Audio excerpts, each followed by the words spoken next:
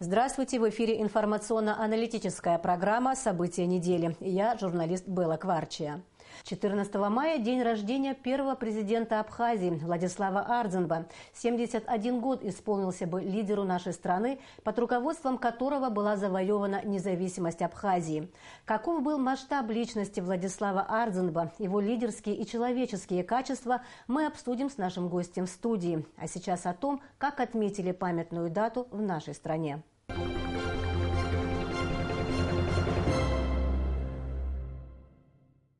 В день рождения первого президента Абхазии Владислава Ардзинба к его могиле в селе Нижняя Ишера пришли возложить цветы руководства страны во главе с президентом Раулем Хаджимба, депутаты парламента, ветераны Отечественной войны народа Абхазии, общественность, студенты и учащиеся школ. О том, как прошло памятное мероприятие, расскажет Рената Шакая. Выдающийся государственный политический деятель, основатель современного абхазского государства, крупный ученый-востоковед. Трудно переоценить значение Владислава Григорьевича в истории Абхазии.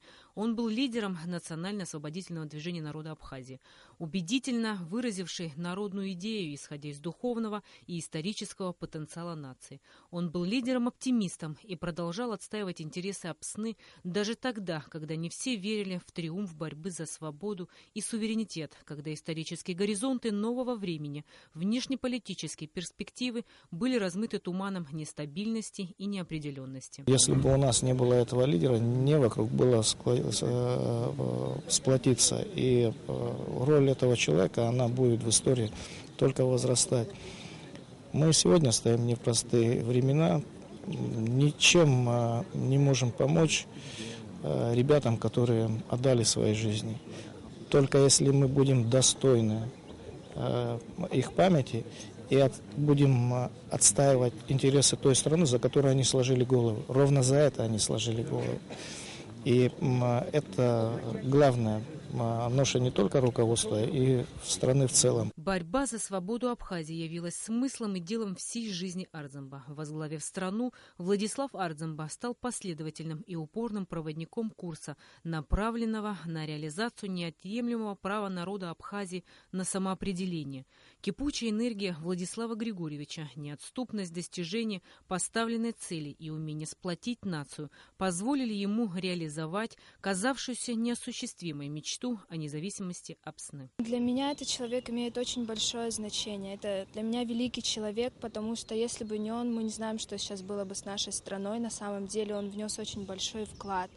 Сегодня мы празднуем его день рождения. Вот совсем недавно, вчера, мы делали мероприятие маленькое в школе, посвященное ему. О нем слагают стихи, песни, его никогда не забывают, будут чтить память о нем всегда.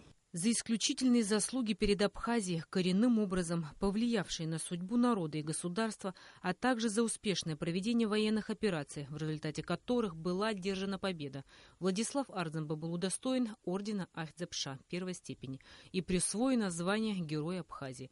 Бесспорно, несгибаемая воля председателя Верховного Совета Абхазии, главнокомандующего первого президента Владислава Ардзинба, его личные качества, самоотверженность, стойкость и мужество способствовали тому, что Абхазия выстояла перед лицом тяжелейших испытаний и обрела долгожданную независимость.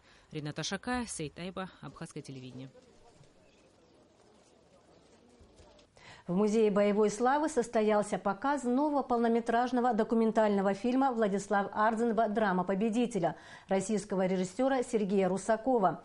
Премьеру посетил президент Абхазии Рауль Хаджимба. В создании фильма приняли участие Госфильмфонд России и кинокомпания «Сухумфильм».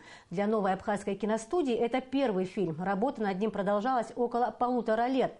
Авторам картины удалось собрать интересный исторический материал, получить интервью у видных политических деятелей России и Абхазии и соратников Владислава Григорьевича Ардзинба. О премьере фильма расскажет Сария Смыр. Документальный фильм «Владислав Ардзинба. Драма победителя» рассказывает о политической деятельности первого президента Абхазии. В киноленте рассказывается о малоизвестных ранее фактах из жизни Владислава. Картина раскрывает образ предводителя, которому суждено было пройти через неимоверные испытания, чтобы спасти свой народ. И название киноленты «Драма победителя» как никогда соответствует фильму. Когда мы начали говорить о судьбе этого удивительного человека, я понял, что сама судьба его содержит настолько ко всему, ко всем его заслугам, настолько чисто кинематографическую, невероятную драматургию, что отказаться просто от такого сюжета, от такого фильма, конечно, было нельзя. Работа над фильмом длилась около 1,5 лет. В создании картины участвовали Госфильмфонд России и кинокомпания «Сухумфильм». Автор идеи – сценарист киноленты Леонид Махкамов. Картина будет включена в конкурсную программу российских и зарубежных фестивалей. По словам директора компании Госфильмфонда России Степана Бардачева, съемочный процесс был достаточно сложным. Когда мы увидели первый фильм и вообще наслышаны были о Владиславе Арзанба,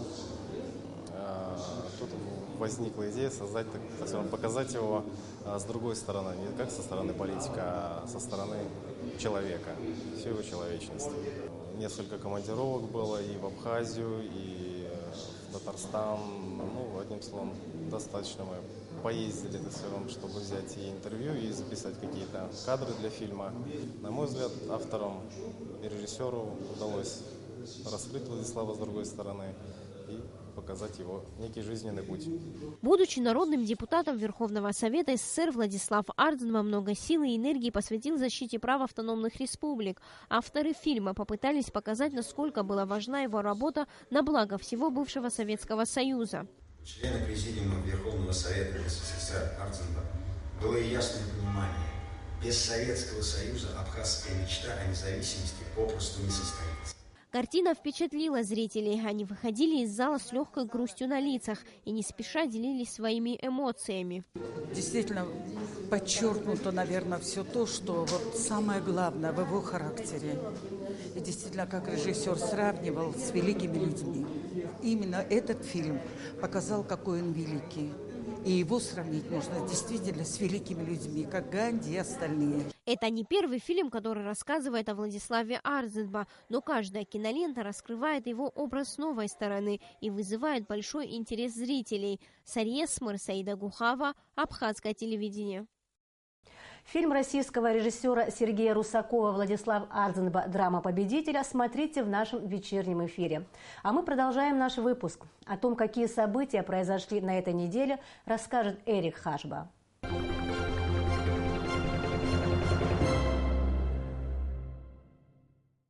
9 мая в Абхазии отметили очередную годовщину Великой Отечественной войны. 55 тысяч уроженцев Абхазии пошли вместе со всеми защищать родину. Более 15 тысяч из них погибли. Наша маленькая страна взрастила 22 героя Советского Союза, 5 из которых – абхазы. По всей Абхазии прошли мероприятия, посвященные Дню Великой Победы. Основные из них в Сухуми у памятника неизвестному солдату, где был зажжен вечный огонь. С Днем Великой Победы ветеранов и весь народ Абхазии поздравил президент республики Рауль Хашимба. В честь Дня Победы на набережной Сухума состоялся военный парад. Торжественным шагом прошли военнослужащие различных частей и подразделений абхазской армии.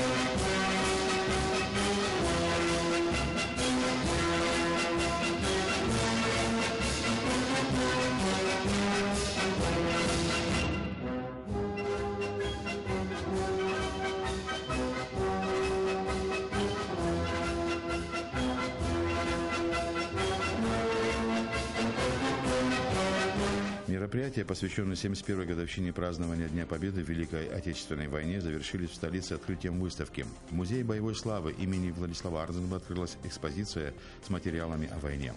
Выставка вызвала живой интерес посетителей. Со временем она дополнится. Будут также выставлены архивные материалы и документы, связанные с Отечественной войной народа Абхазии.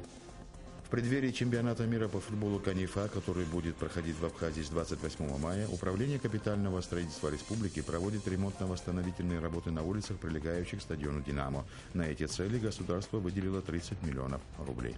11 мая в городе Сухум на проезжей части по улице Лакоба неустановленные лица обстреляли Эрика Скверия, 1974 года рождения, из автоматического оружия, предположительно системы Калашникова калибра 5,45 мм. Скверия получил множественные огнестрельные ранения и был доставлен в республиканскую больницу. По данному факту прокуратура города Сухум возбудила уголовное дело по 3 статьям Уголовного кодекса Абхазии.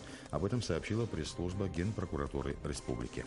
Президент Рауль Хаджимба провел совещание с руководителями заинтересованных министерств и ведомств, а также руководством Национального банка и Сбербанка Абхазии, посвященное решению вопросов взыскания задолженности по налоговым и иным платежам в бюджет. Патриотизм не состоит в том, чтобы утаивать от государства налоги и обходить закон. Платить должны все, подчеркнул Рауль Хаджимба. Глава государства поручил правоохранительным органам обратить особое внимание на факты грубого нарушения налогового и иного финансового законодательства юридическими и физическими лицами.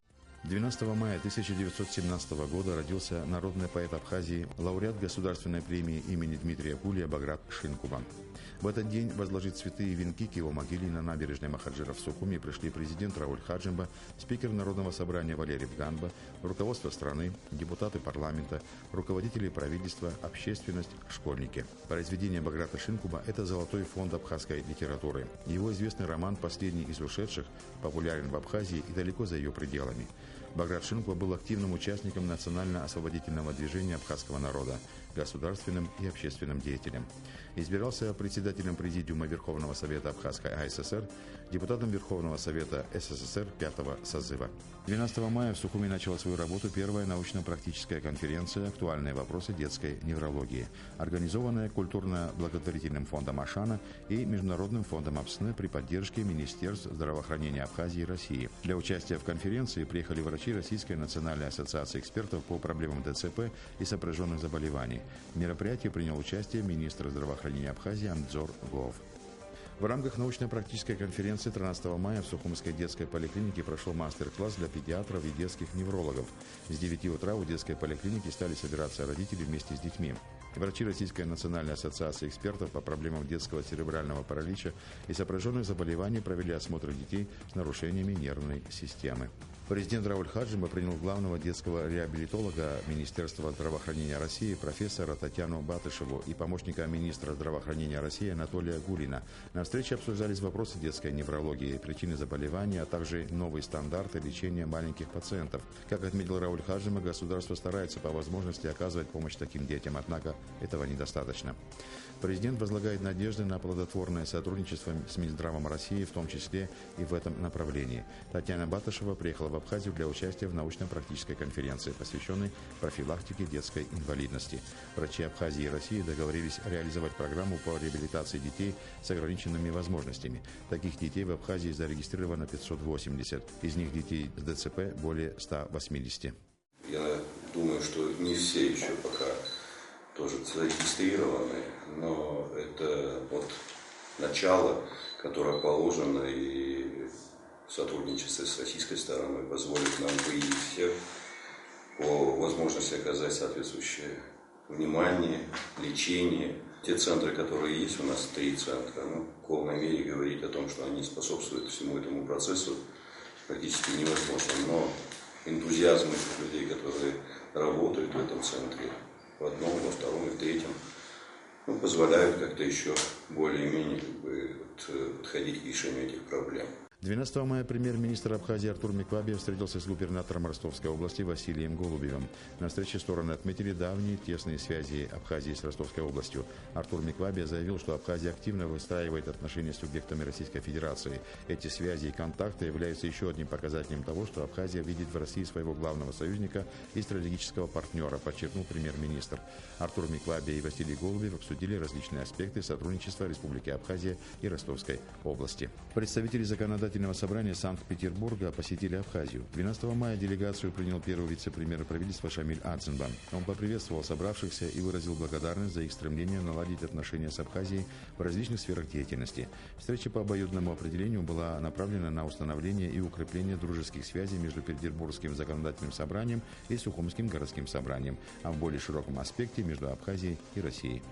В этот же день председатель Сухумского городского собрания Константин Пилия и глава Законодательного собрания Петербурга Вячеслав Макаров подписали протокол о намерениях.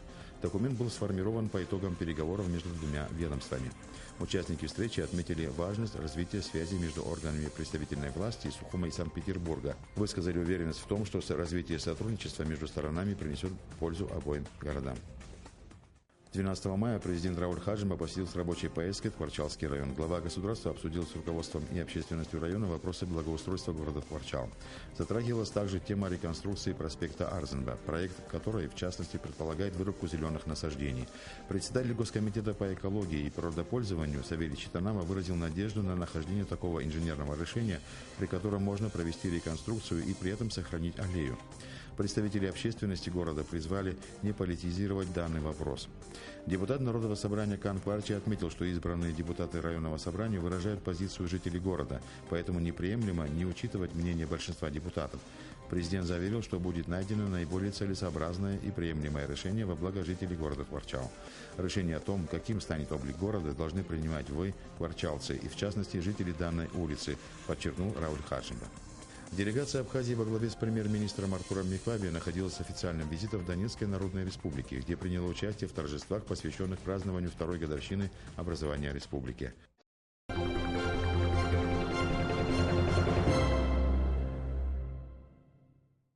Это были наиболее значимые события недели, а теперь к главной теме нашей программы. 14 мая – день рождения первого президента Абхазии Владислава Арзенба. О том, какими лидерскими и человеческими качествами он обладал, как умел добиваться поставленных целей, мы обсудим с нашим гостем в студии, автором фильма «Харахару Арейхабы» Эмой Ходжава. Здравствуйте, Эмма Шотовна. Здравствуйте. На мой взгляд, мне кажется, что вы человек с особым отношением к первому президенту Владиславу Григорьевичу Арзенба. Вы неоднократно с ним встречались, неоднократно общались с ним и на дорогах войны, и после войны. Скажите, что вспоминается в такие дни, как этот день? Конечно, очень польщена тем, что вот такой знаменательный для каждого абхаза день. Вы сегодня позвали меня в студию поговорить о таком великом человеке, как Владислав. В такие дни, знаменательные даты, принято приглашать там ближайших соратников человека, кто работал с ним в одном кабинете, творил с ним историю, делал эту политику, но так получилось, что в последнее время журналисты в нашей стране ко многому причастны. И когда говорят о Владиславе, о масштабе личности, вот для меня очень знаково, и считаю, что очень точно выразил мой коллега Ибрагим Чкадуа. Он просто сказал одной фразой: это тот человек, который изменил карту мира и обозначил на ней свободное независимое государство Абхазия. В этот период становления, развития государства свою лепту вносили журналисты. И, конечно, мы считаем, что мы все тоже причастны к этой эпохе. У каждого свой Владислав. Я попытаюсь рассказать о своем Владиславе. Мне, конечно же, посчастливилось соприкоснуться с ним, общаться с ним. Первое мое, вот живую, воочию, вот так вот близко я с ним познакомилась в войну. Это было первые месяцы начала войны. Было тяжело. Стоял вопрос жизни и смерти. И вот как-то я возвращалась со съемок и шла по той улице, где находился его дом, его штаб, где он работал. А рядом находилась телебаза, где базировалось телевидение.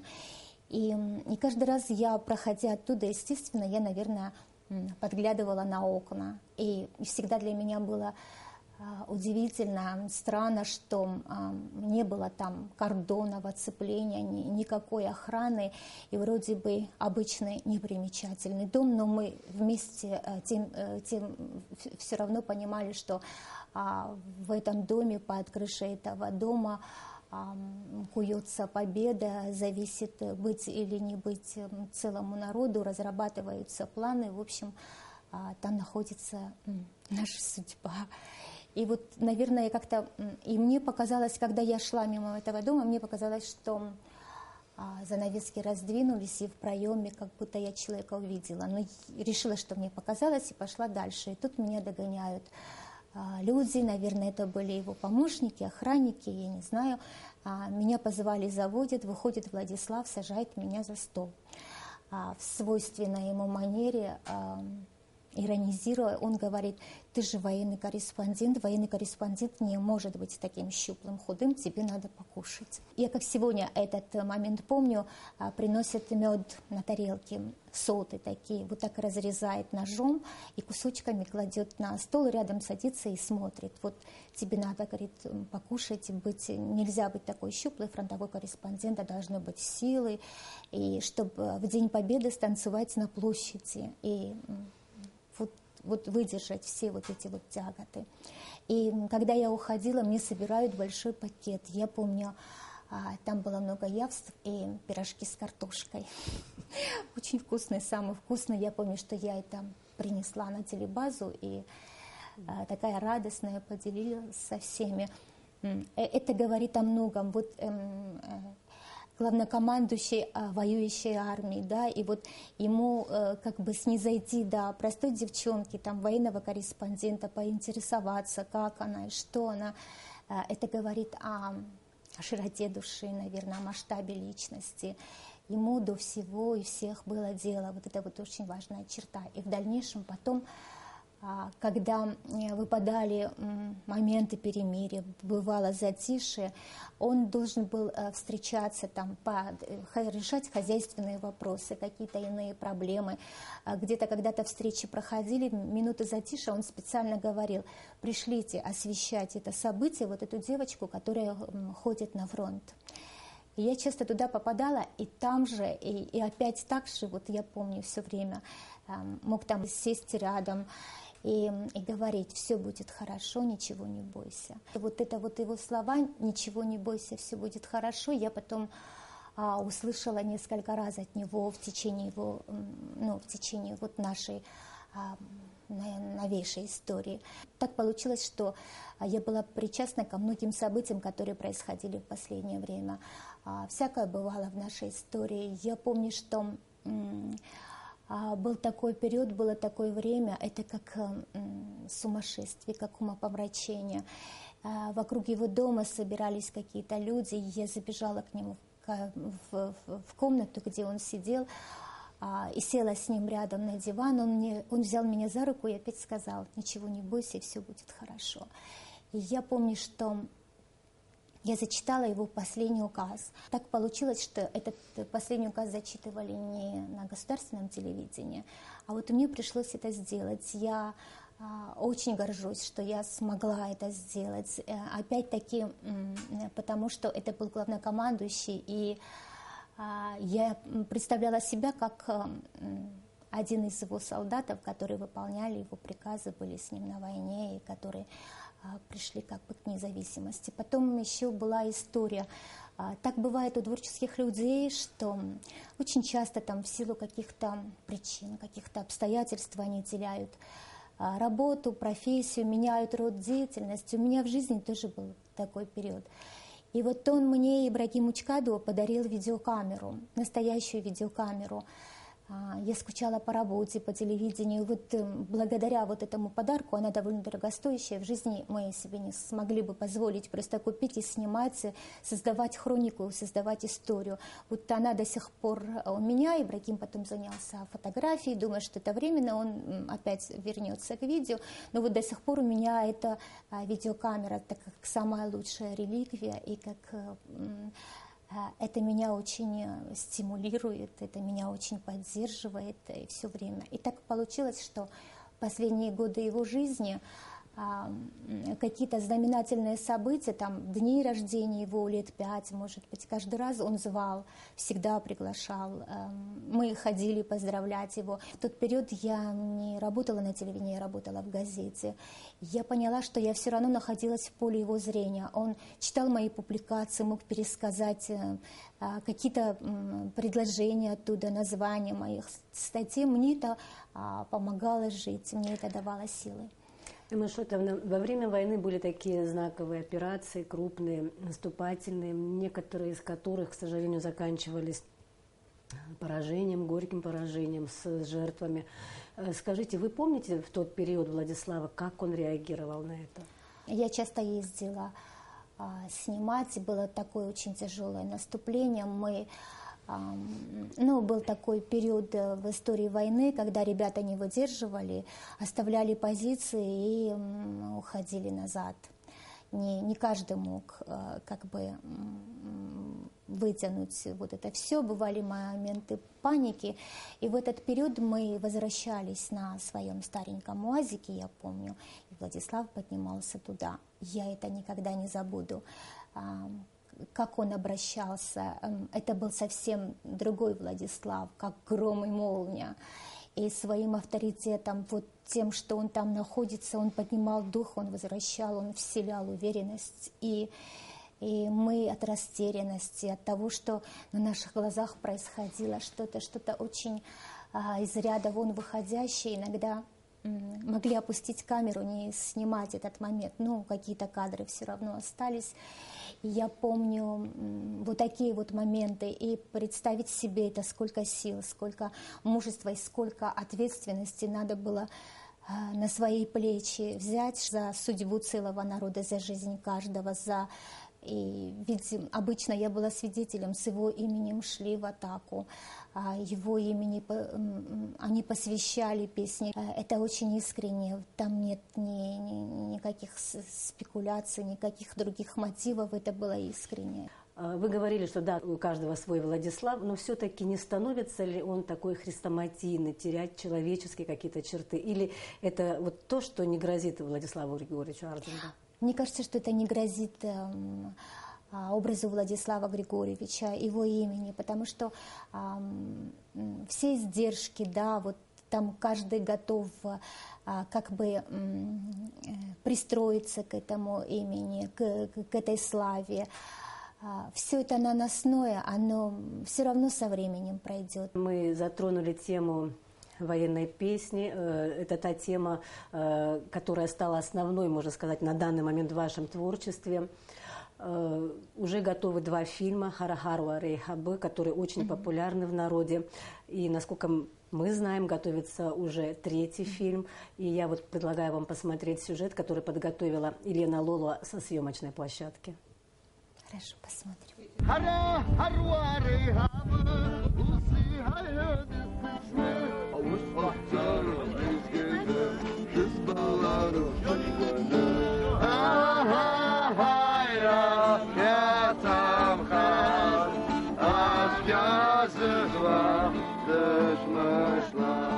Музыкальной летописью Отечественной войны народа Абхазии по праву можно назвать песни войны. Они рождались в окопах и в тылу, поднимали бойцов в атаку. С этими песнями народ Абхазии выстоял и победил.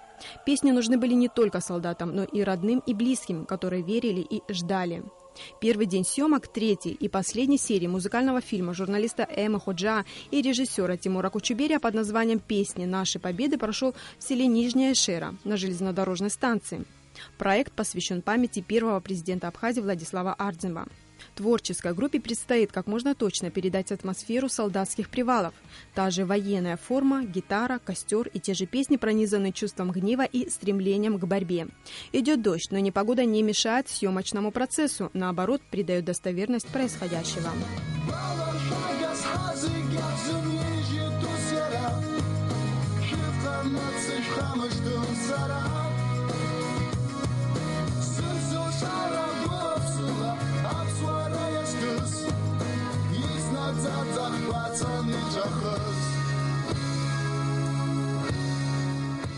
Тимур Кучуберия успевает репетировать с актерами, давать им ценные советы и одновременно вести съемку. Ты вот так вот руку положишь и голову опустишь вниз. Это хорошее выражение лица, как раз подходит все, что ты мастер.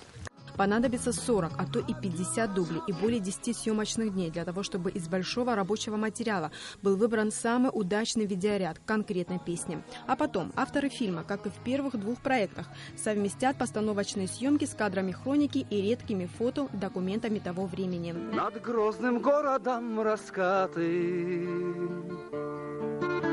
гуляет буря между скал. Мы заряжаем автоматы и переходим перевал. Место для съемок выбрано не случайно. Во время войны возле живописной деревянной железнодорожной станции Эшера проходили ожесточенные бои. Шаг за шагом бойцы абхазской армии продвигались к столице, к Сухуму, теряя своих боевых друзей. Фронтовые песни получают новое звучание благодаря профессионализму музыкальной группы «Ама Рекордс». Композитор и аранжировщик, автор множества современных абхазских хитов Анри Гумба говорит, что творческий процесс идет быстро. Уже записано 3 из 10 песен. Возможно, многие услышат их впервые. Сейчас идет съемка над видеорядом к песне Аркадия Кархалава. Был такой, который во время войны написал немало песен. Вот, мы работаем над его песней. Вторая песня у нас новая, то есть мы написали новую песню. Вот, и как-то она у нас получилась так, что мы ее в числе первых написали, и вот идет работа над ней. И также песня на кабардинском языке. Для музыкантов работать над фронтовыми песнями – это большая ответственность, но и огромная радость. Перед ними стоит задача не испортить, сохранить оригинальность песен, но и подарить им новую жизнь. Все военные песни, они имеют, в таком жанре бардовском играются, и поэтому здесь все песни невозможно в этом стиле выдержать. Стараемся делать так, чтобы население наше, общественность, молодежь в основном, как-то в таком стиле, в таком жанре, и такие аранжировки делать, чтобы они были современными, чтобы их люди могли сейчас слушать, и молодежь могла слушать. Эти юноши – ровесники Победы. Они знают о войне от пап, дяди, дедов, но поют фронтовые песни так, словно сами пережили месяцы полные трагизма и трудностей. Это наш 3-й фильм, и, начинали мы давненько. И у нас был длительный перерыв, и несмотря на прошедшее время, я все еще чувствую некоторое волнение от всего происходящего. Отец был командиром 2-го батальона Гумисинского фронта во время нашей войны, и все мои дяди тоже так же воевали. И могу сказать, что это является неким наследием для меня. 3 года назад, в 2011 году, когда начались первые съемки музыкального фильма, Эма Ходжа и Тимур Кучуберия не знали, что из этого получится. Компания «Аквафон» их идею поддержала и стала главным спонсором музыкального фильма. Проект превзошел самые смелые прогнозы. Он живет и объединяет людей разных поколений. Многие знают военные песни наизусть. Они слышны из машин, из окон домов и в День Победы. Проект «Хархару Рехабы» занимает особенное место в череде проектов «Аквафон». Обусловлено это той патриотической, эмоциональной составляющей, которую несет проект зрителю. Самое главное качество проекта, как мы это видим, это объединяющий момент этих композиций, этого видеоряда. Это то, что мы пережили 20 лет назад, и то, что мы должны передать подрастающему поколению. Молодые люди должны знать эти песни и хранить память о героях Отечественной войны, говорит ветеран Зураб Джинджоля. Чтобы дети наши тоже знали, что это было, зачем это было, и чтобы помнили. Не только мы, но и те, которым мы дали жизнь. Потому что все, что было сделано тогда, и та жертва, которая была принесена, она была только ради этого, для того, чтобы они жили. Военные песни, вошедшие в 2 предыдущих проекта, собирали полные залы в городах и районах Абхазии. Гастрольные туры «Песни нашей Победы» в живом исполнении были организованы в Турции и Нальчике, и везде успех. 3-й, завершающий этап музыкального фильма абхазский зритель увидит 30 сентября, в День Победы и независимости. Елена Лула, Роберт Ломя для событий недели. Елена Лула рассказала довольно подробно о том, что нам предстоит увидеть после завершения фильма.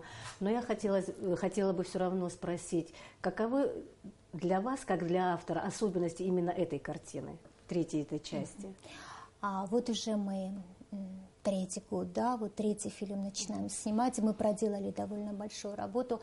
И когда в самом начале проекта, когда я начинала работу, тогда тоже говорила, конечно, я понимала, что не стояла у нас, у авторов проекта и всех, кто работал над этой картиной, такой задачи.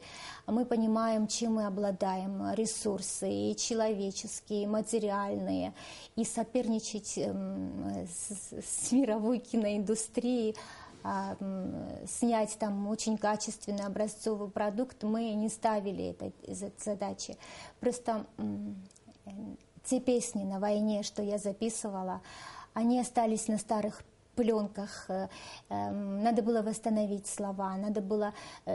Самое главное, я хотела дать им второе рождение, чтобы молодежь восприняла их, и чтобы эти песни пели. И потом мы пошли по такому принципу, роли в этом фильме исполняли потомки, дети ветеранов войны, погибших и живых. И они приходили в боевой экипировке отцов, и там каждый предмет реликвия, какая-то разгрузка, ремень отца погибшего на войне. И это придавало некую символичность нашему фильму. Мы решали несколько задач, и основная функция там все-таки идеологическая. Сейчас уже третий год съемок, и мы охватили очень много подростков, и многие приходят и говорят, если даже сниматься фильм не возьмете, мы будем с вами ездить, мы будем помогать там в процессе, вот как добровольцы. Вот это меня очень радует. И многие уже шутят и говорят, что вам впору создавать общественную организацию Харуари Хаба. Мы не будем создавать общественную организацию, их и так много, но продолжать линию Харуари Хабы мы обязательно будем. Харуари Хаба — это не только песни военных лет, это фронтовой юмор, это как-то очень важная составляющая вот нашего эпоса. У нас лежит сценарный план экранизации фронтового юмора, и мы уже начали снимать по мотивам рассказа ветерана войны теленовеллу. Она тоже наполовину снята, там работы надо еще завершать. И почему мы решили сейчас третью часть песен военных лет? У нас сейчас получается трилогия. Мы все-таки думали, что мы завершили 2 фильмами, но когда мы стали искать в архиве, обнаружилось, что очень-очень много достойных исполнителей, очень много песен осталось еще. И если этого не сделать, то пленки старые могут испортиться. Это еще и поисковая работа. Надо восстанавливать там личность каждого героя, слова, они же не напечатаны, они же на старых пленках, в интернете их не найдешь. И самое главное, что сейчас хочу рассказать, что я не знаю, как так получилось, видимо, память человеческая, она вот такая как-то выборочная, но у нас так получилось, что когда война началась, естественно, в первые месяцы не до песен было. И самая первая песня, которая родилась во время войны, которая исполнялась, она как бы осталась у нас, мы не взялись за ее реконструкцию. Мы сегодня недавно обнаружили. И это напрямую связано с Владиславом Григорьевичем. Я помню, вот в это время, когда очень было тяжело, на Гудаутскую телебазу, где мы находились, пришел Химцахунтба и на народном инструменте исполнил песню. Там были такие слова. И это был тот период, когда еще ничего не было известно, когда было вообще вопрос, стоял быть или не быть. И мы транслировали эту песню по гудаутскому телевидению, и очень часто Владислав Григорьевич в свойственной ему манере иронизировал и говорил: вам же Химца сказал, что все будет хорошо, ничего не бойтесь. В этой его реплике звучала ирония и огромный оптимизм. И потом очень часто Владислав Григорьевич говорил, что вот видите, на нашей войне родились песни. У нас родились песни, а у грузин нет. Грузины не написали песни. Значит, у нас была война такая справедливая, и поэтому мы одержали победу. И у нас есть свои песни, которые родились на войне.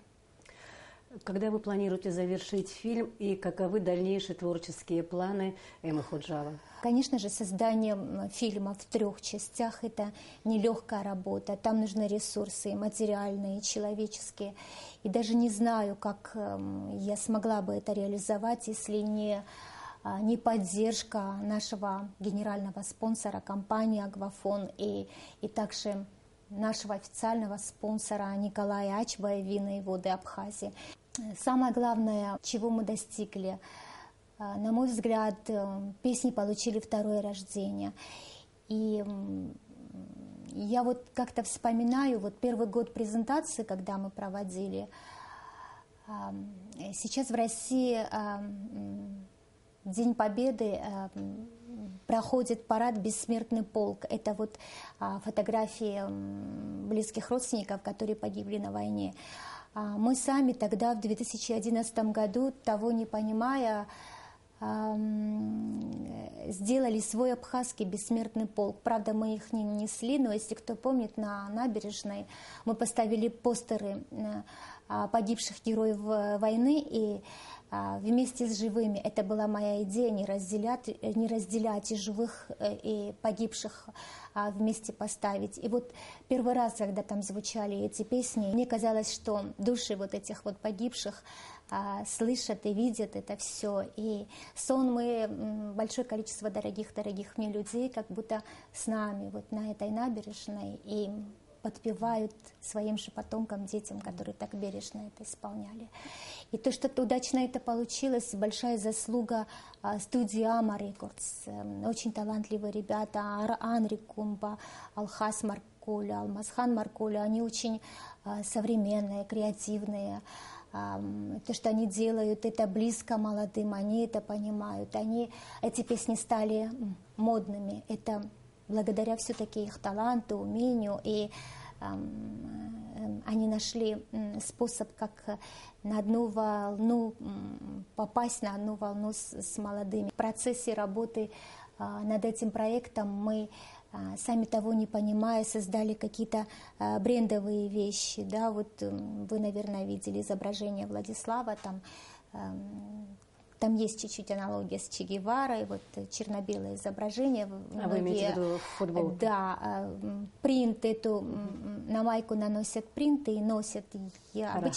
Обычно вот когда-то какие-то такие мероприятия, там временно, на один день, а потом снимают, и потом уже никто не помнит. А у нас наоборот так получилось.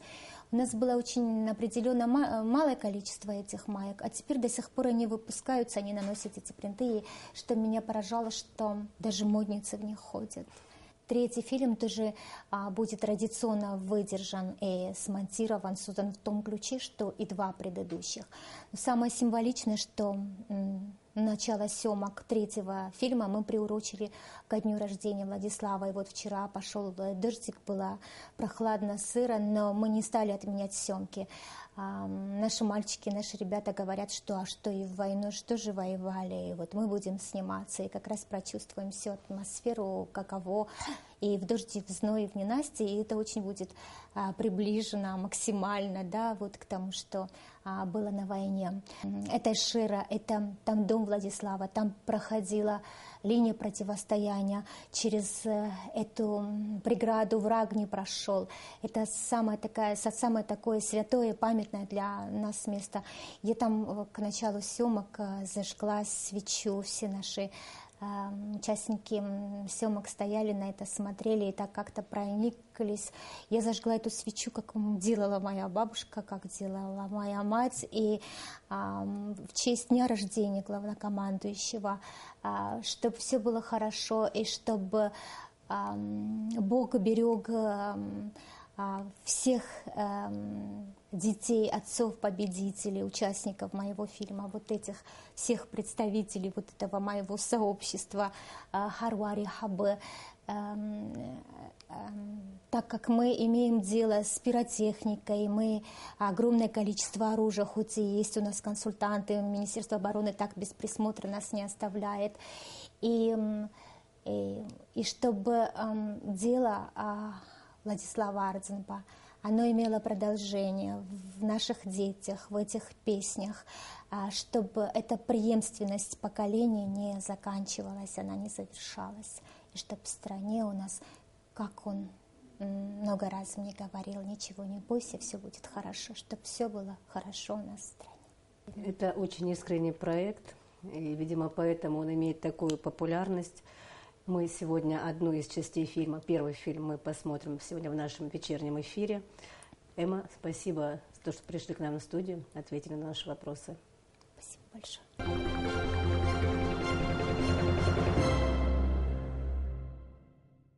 Уважаемые телезрители, напоминаю, что сегодня гостем нашей студии была автор трилогии Харуари Хабы Эмма Ходжава. На этом мы завершаем свой выпуск. Всего вам доброго и до встречи в эфире.